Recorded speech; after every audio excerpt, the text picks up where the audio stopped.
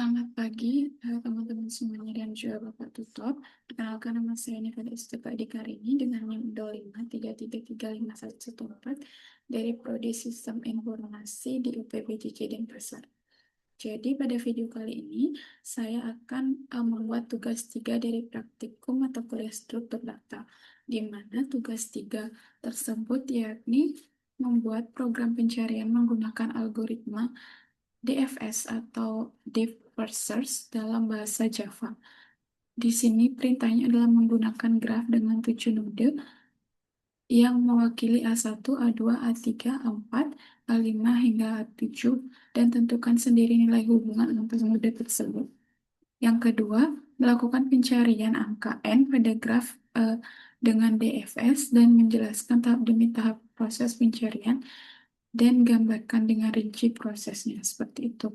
Lalu yang kedua ada membuat program pencarian menggunakan algoritma BFS atau Breadth First Search dalam bahasa Java. Dan di sini juga sama, yakni menggunakan 7 node yang mewakili A1 hingga A7 dan juga jelaskan di sini lakukan pencarian angka N pada graf tersebut dengan BFS dan menjelaskan tahap demi tahap proses pencarian dan gambarkan dengan rinci prosesnya seperti itu. Jadi di sini saya menggunakan aplikasi Visual Studio Code untuk pengaplikasian DFS dan juga BFS. Di mana di sini saya sudah membuat DFS atau algoritma DFS atau Deep First Search dan juga Breadth First Search. Di sini saya sudah membuat source code-nya atau kodenya, di mana di sini saya akan menjelaskan di sini saya sudah mencoba membuat untuk kode tersebut dan sesuai dengan soal. Di sini saya akan menjelaskan mengenai masing-masing dari kode yang sudah saya susun atau sudah saya buat sebelumnya. Di sini diawali dengan mengimport uh, mengimport Java EO dan Java Utami supaya kode-kode yang dipakai di sini itu terpanggil seperti itu. Jadi di sini yang pertama adalah menggunakan kelas graph DFS di mana dalam bagian ini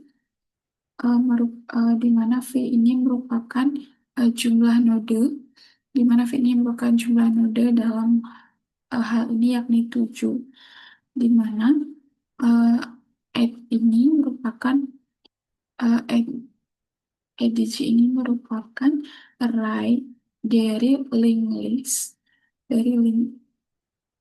list yang menyimpan daftar ketetanggaan atau tetangga langsung di dalam setiap model.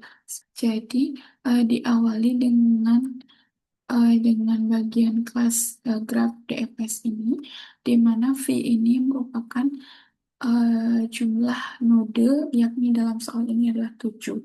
Lalu untuk ADC ini uh, berfungsi untuk array dari linked list yang menyimpan daftar ketetanggaan atau tetangga langsung di setiap node seperti itu. Selanjutnya untuk konstruktor yang ini sama tadi untuk ADC ini membuat array list sebanyak V atau dalam soal ini adalah 7 sebanyak V node atau 7 node dan setiap node akan memiliki list kosong pada awalnya seperti itu. Jadi untuk selanjutnya di sini ada void x integer V dan integer W. Dan di sini berfungsi pada kode program ini berfungsi untuk menambahkan arah dari node V ke node W atau uh, V ke node W atau graf berarah seperti itu. Jadi di sini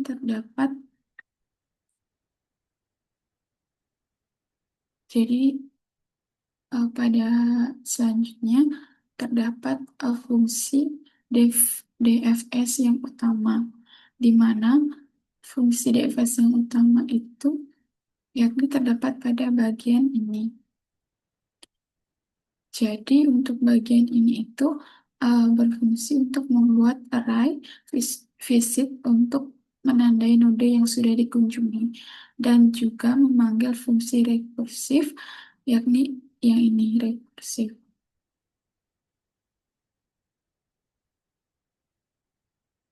Ini juga jadi untuk memanggil fungsi rekursif. Selanjutnya ada fungsi DFS rekursif di mana untuk kodenya yakni pada bagian ini di mana pada kode program ini berfungsi untuk menandai node saat ini sebagai dikunjungi dan mencetak node yang dikunjungi.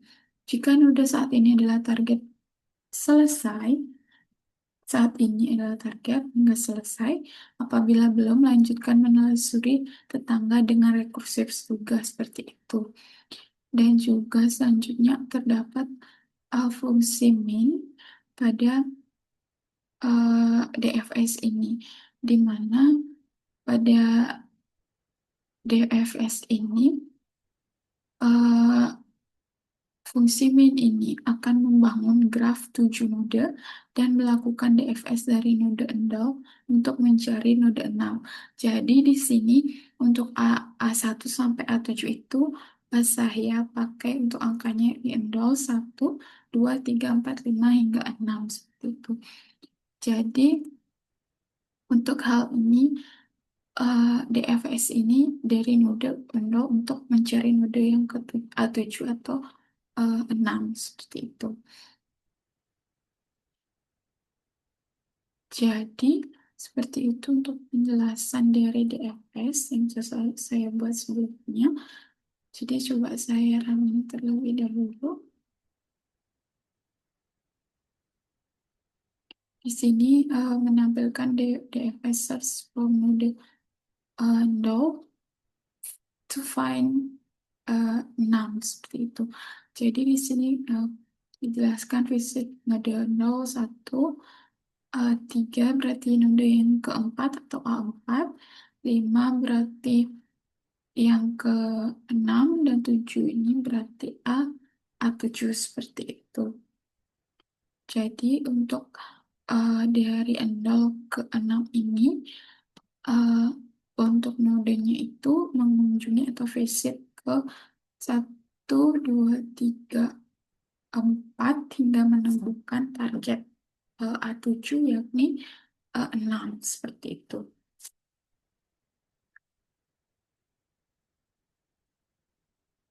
Jadi untuk DFS sudah didapatkan untuk kodenya dan shortcode-nya. Selanjutnya adalah untuk BFS atau Breadth First Search, di mana dalam dalam ini juga sama, itu mengimport library dari Java, yakni agar fungsi-fungsi di dalam yang digunakan tersebut bisa dipanggil pada program BFS ini seperti itu. Jadi untuk yang pertama sama tadi kelas menggunakan graf BFS, di mana sama tadi seperti DFS menyimpan jumlah node dari adjacency list, di mana V ini menampilkan jumlah node dan juga edge ini menampilkan array list seperti itu dari list. Lalu selanjutnya konstruktornya yakni berupa balik pada bagian ini, di mana pada konstruktor ini sama dengan yang tadi, yakni menginisialisasi daftar tetangga untuk setiap node. Seperti itu. Jadi di sini juga ada ADC dan juga ada V yang melambangkan jumlah dari node tersebut. Lalu yang selanjutnya ada add X, add X, di mana pada ini adalah untuk menambahkan arah dari node V ke node W sama seperti DFS yang tadi.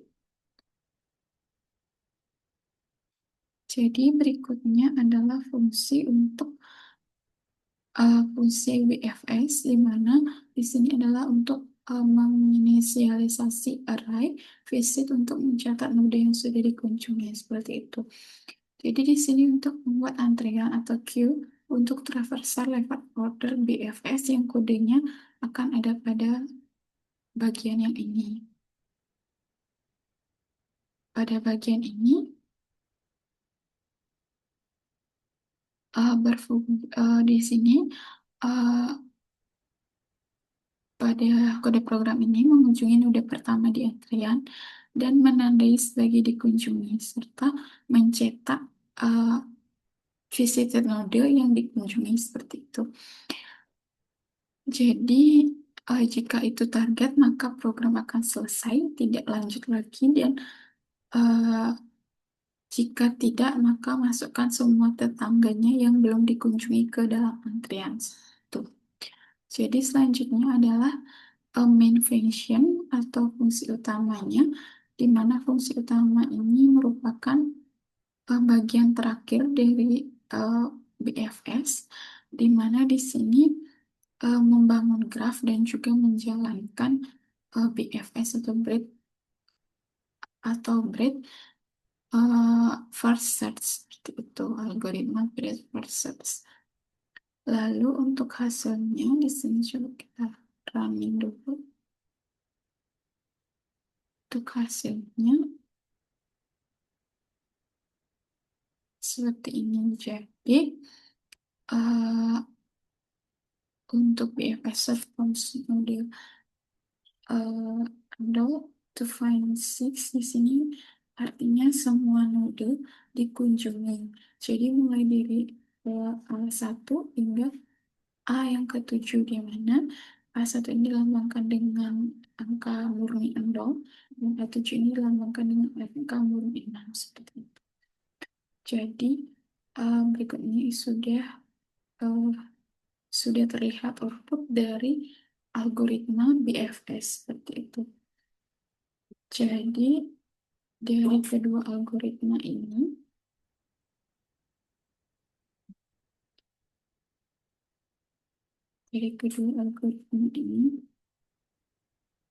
tentunya terdapat perbandingan di antara DFS dan juga BFS, di mana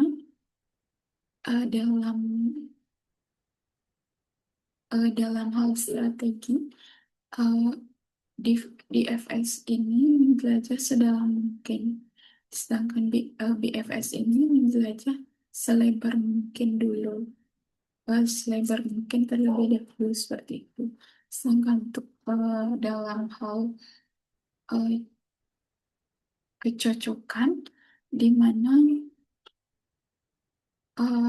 DFS ini cocok untuk menemukan jalur panjang atau tidak pasti, sedangkan BFS ini cocok untuk menemukan jalur yang terpendek seperti itu. Lalu yang selanjutnya ada struktur yang dipakai, di mana dalam DFS ini memakai struktur rekursi atau stack, dan untuk BFS ini menggunakan queue atau antrian. Lalu yang selanjutnya ada urutan kunjungan, di mana dari FS ini urutan kunjungannya itu tergantung dari jalur rekursi, sedangkan BFS ini lebih sistematis atau kunjungan itu per level seperti itu. Di mana di sini saya sudah membuat di FS dan juga BFS sesuai dengan soal pada tugas 3 mata kuliah struktur data. Jadi berikut adalah hasil dari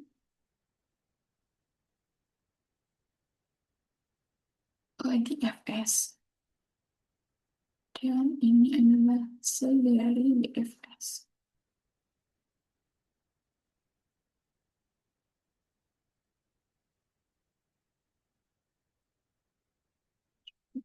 So,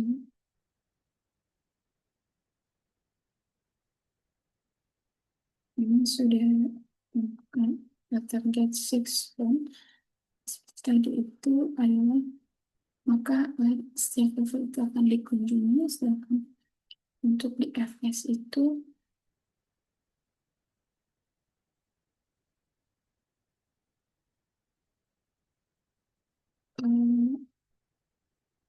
tergantung jalur dari rekursi, tergantung jalur rekursinya. Kalau di sini bisa eh, dari satu ke dua, ke dua ke tiga, maka ini yang kedua ini eh, dikunjungi untuk mobil yang A4 seperti itu. Jadi sekian untuk penjelasan saya mengenai algoritma DFS dan juga BFS dalam algoritma DFS dan juga BFS untuk menemukan eh, N, yakni node yang keberapa seperti itu. Jadi di sini saya tadi sudah menjelaskan masing-masing fungsi dari kode program ini sehingga bisa eh, menghasilkan output seperti ini. Dan juga nomor satu untuk BFS-nya.